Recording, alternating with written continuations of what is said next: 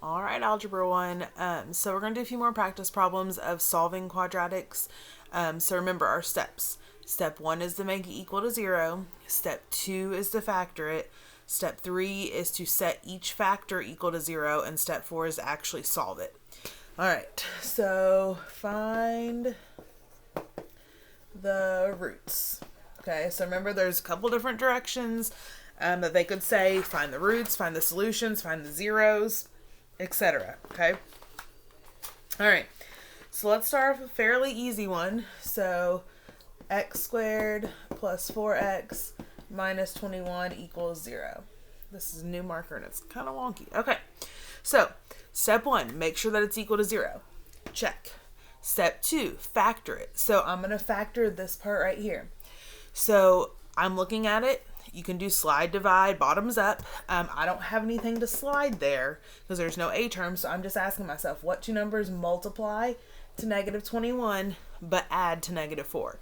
So since we know it's going to multiply to a negative number, they're different signs. So numbers that multiply to negative 21. The bigger one's going to be positive because b is positive.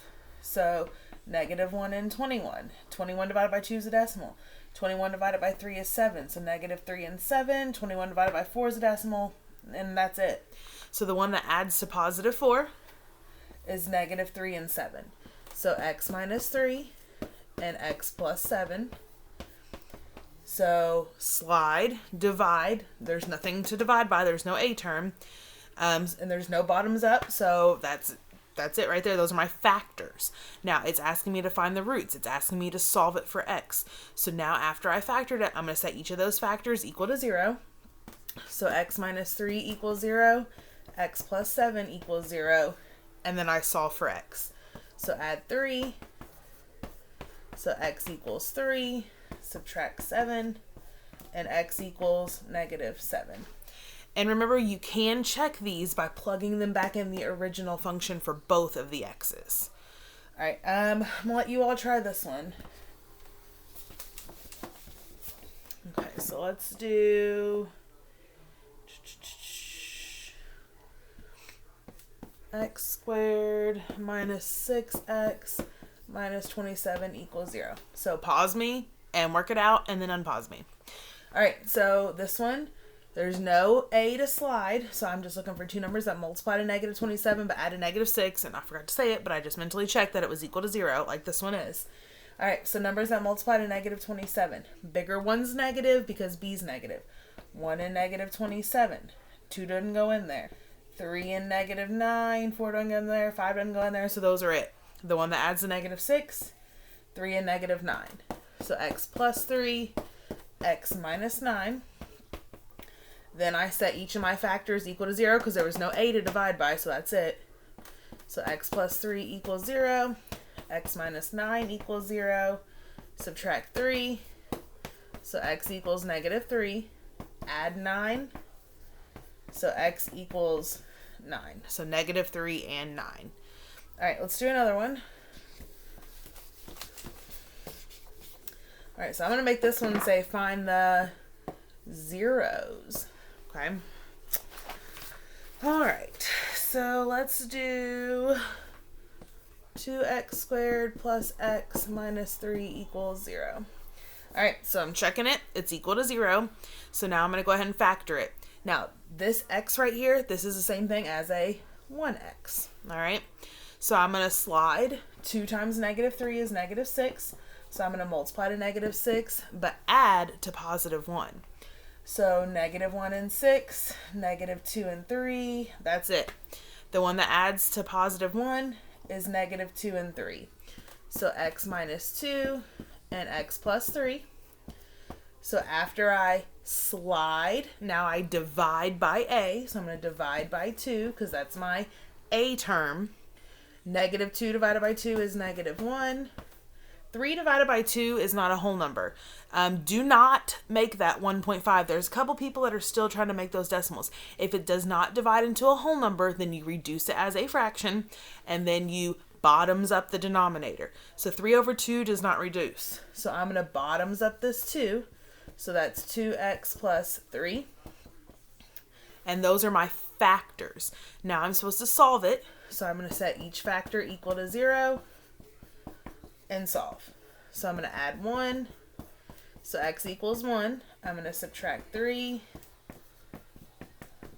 divide by 2, and x equals negative 3 divided by 2. You could make that negative 1.5. Either one of those, negative 1 and 1/2, that would be okay as well. All right, so this one's on your own.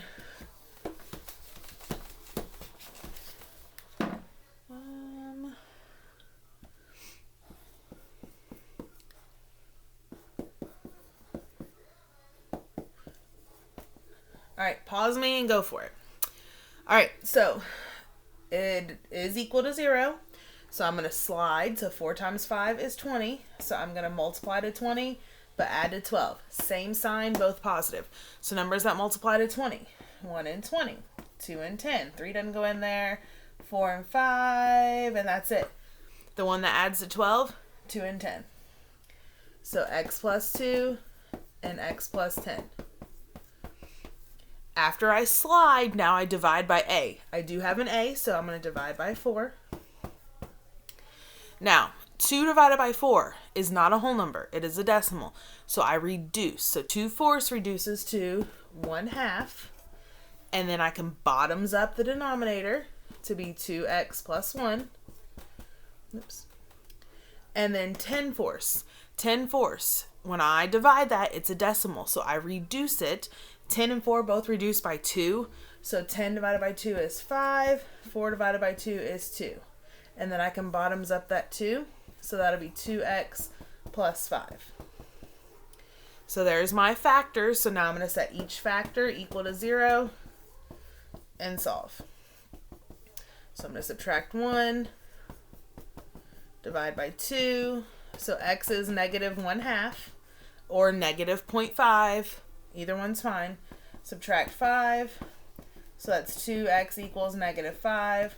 Divide by 2. And x equals negative 5/2 or negative 2.5, negative 2 and 1/2. All those three are the same. Okay.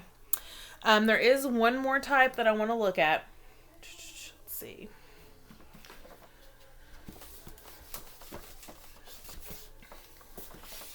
Actually, 2 more types now because I just thought of the other one. Okay. I'm going to choose a number that's not so large. So I was getting ready to choose one, and I'm like, whoa, hot doggy, that one's big.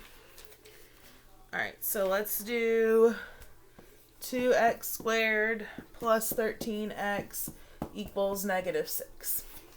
Alright, so this one's different because what's it equal to? It's equal to negative 6. And the first step for solving a quadratic is it first has to be equal to 0. So I've got to think, what could I do to make this equal to 0?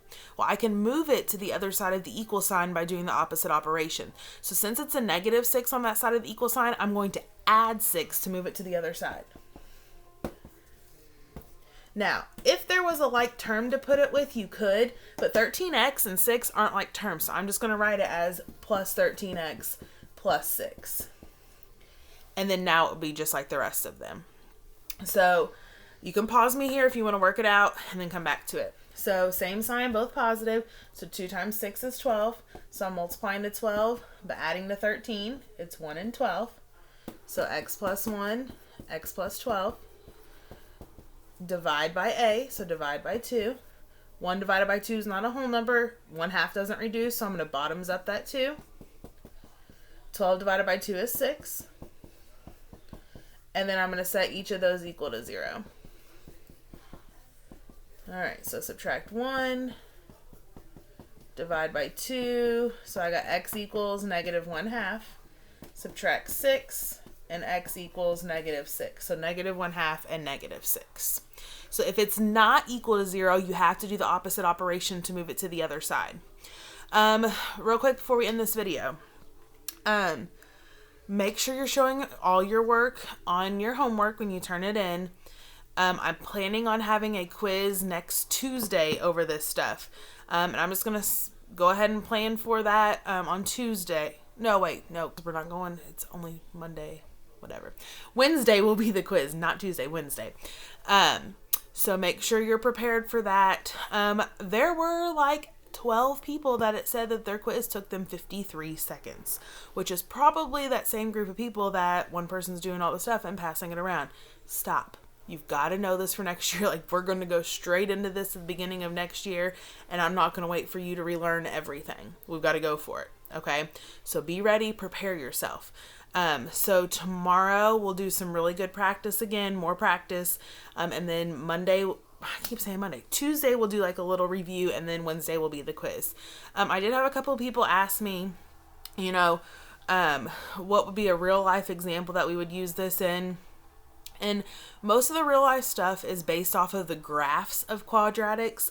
A quadratic graph, and if you don't want to listen to this, you can go ahead and end the video. But a quadratic graph is a parabola, and this will be one of the last things that we do. A parabola, a U-shaped graph, and in real life, most of them will be looked at as an upside down parabola. And a lot of things are used with sports. So the trajectory of when you shoot a shot in basketball, it makes an upside down parabola as it goes through the hoop. And they can use parabolas to help them figure out like where you're at in the court versus how high the arch on your ball should be for it to go through the hoop. Another one would be bridges. Most bridges that you see over water are like that. That's a parabola. Okay. And they use parabolas to help them decide, you know, how high the graph should go, what the maximum point of that graph should be.